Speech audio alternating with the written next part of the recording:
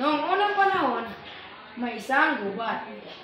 Sa gubat na yon, napakaraming hayop na nakatira. Sanay silang maghapunan na magkasama, naisip ng unggoy.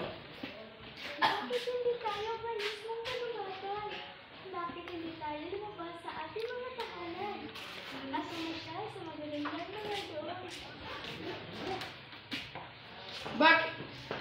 Ibinahagi niyang ideya sa ibang mga hayop. Nagustuhan ng lahat ang ideya.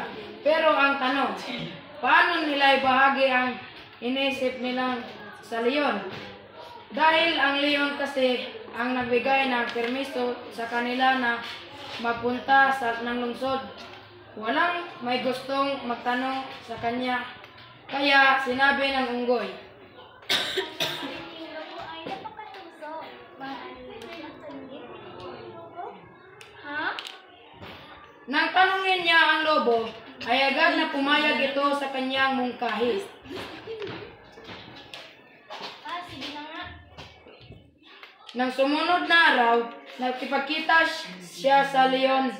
Nakita niya mahimbing ang natutulog ang leon. Kaya nakahinga siya ng malalim.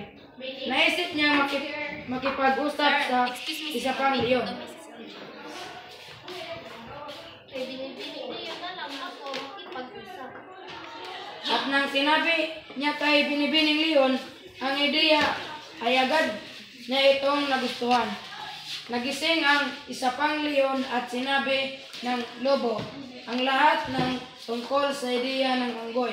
Nagustuhan ng leon ang ideya, pero sa isang kondisyon, sinabi ng leon, Sige, sasama ang lahat.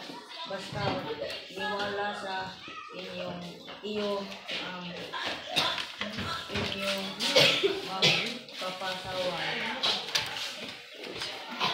binigyan niya ng pahintulot ang lahat.